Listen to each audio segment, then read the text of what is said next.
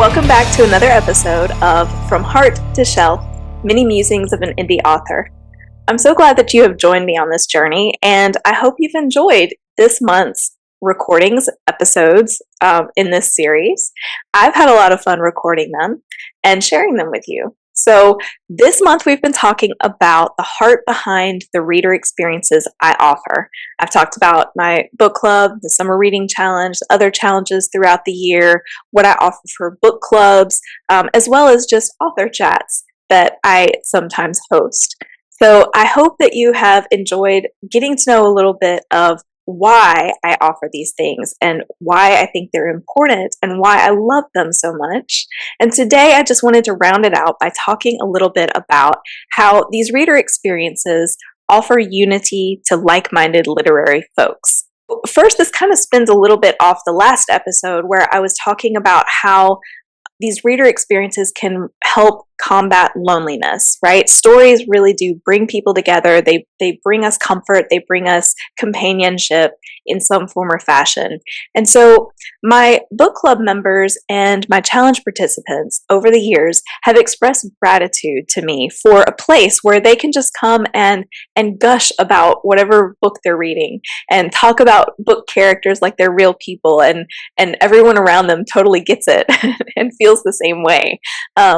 So, because a lot of these readers and also the authors who I've brought into these experiences, they don't always have people in their lives that they can talk to about books in this way. And so for me, that has been such a beautiful gift to see how much they've enjoyed that and how they didn't have it before and now they do. And hearing their gratitude just means so much to me. And it makes it all worth it, honestly. It really and truly does. But as I was thinking about, unity in our reading and bringing like-minded folks together over the joy of reading and all of these things, it made me think about something that I kind of thought through very recently. For years, I was hesitant to really specify who my events were for. I did as an author, I made the mistake that many authors when they're first starting out make, and it's like, not knowing exactly who your books are for. You're supposed to know who your ideal reader is. And I, for the longest time, was like, well, everybody would love my books. Well, you can't market to everybody. It's just ridiculous. That's why authors frequently talk about their ideal reader, and we talk about reader avatars. So for our books, we actually have a particular person in mind, and we get very specific. We know what that particular reader, we know what they like to do on their time off, in addition to reading our books. We know what they probably do for a living, or what their family might look like, or where they might live. We know their age. We know if they're men or women. We know all these things about our ideal readers. And that might sound weird and it might sound creepy, but it's so important because, like I said, you can't market to everybody in the world. That doesn't work, doesn't fly, doesn't land, right? So we know exactly who we are targeting with our books because we know that those are the people who actually want to read what we have to write. And our ideal readers can be different from book to book. So that's a little behind the scenes of how authors think and how we process the very complicated world of marketing our books to the right people. But it all kind of comes together for this point that I'm making. And that is, I've recently embraced the wisdom of niching down, and I wrote a kind of a description for my Lamb book club. And again, I was hesitant to do this. I was like, oh yeah, everyone's welcome, whatever. But as this book club has evolved over the years, and as it has become this unique opportunity and has really been shaped and molded by the people who have come to be the loyal participants in it, I felt like it was time for me to really say who Lamb Book Club is for. So Lamb Book Club is a virtual monthly gathering of women who read widely and discuss their literary journeys through the lens of a biblical worldview. So, like I mentioned in an earlier episode, most of the readers who follow me are women. Now, I do have men who love my books, and I love that. That's fantastic. But most of them are women. And I think pretty much all of the authors, actually, yes, all of the authors that I've had for author chats or as part of my reading challenge in the summer or any of those things have always been women.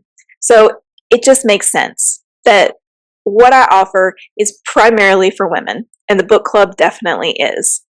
It's a virtual monthly gathering, so we meet on Zoom. We don't all live in the same place. Some of us actually do. Some of my readers live right near me, and I actually know them and have known them for a long time. But others don't. They live a long way away. For a time, I had someone from Canada who would join me for the book club, and I loved it. Like, it was fantastic. So I love that aspect, that it's virtual, that we can meet from wherever we are, that we are reading widely. We don't have a set book. I mentioned that before, but that we also read many different genres. And so we can come together and share a nonfiction book and a poetry book and a fantasy book and a historical fiction book. And so our reading is broader because we're getting all of these recommendations and we're hearing about all of these different books, or we're getting brave enough to try a genre that we've never read before because someone in book club mentioned this book and it sounded really great, and maybe we don't typically read mystery or fantasy or something, but man, that book sounded really good, and our friend was so excited about it and shared these really cool details and a little bit about the character that made them fall in love with the character.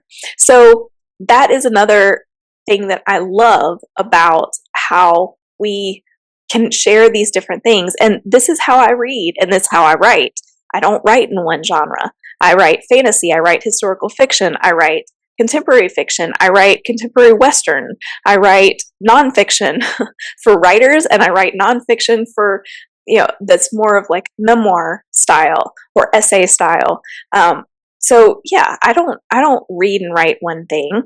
And so I love that I'm surrounded by other readers who do the same. And this last part, discuss our literary journeys through the lens of a biblical worldview. So there are two aspects to this.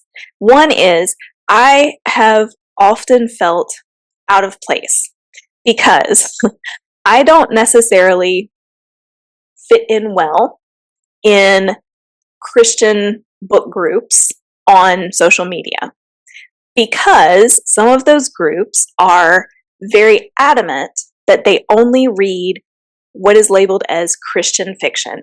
And I think I'm going to do another series down the road about my thoughts on Christian fiction and Christian authors and how I view myself and what I would prefer to say instead of those things.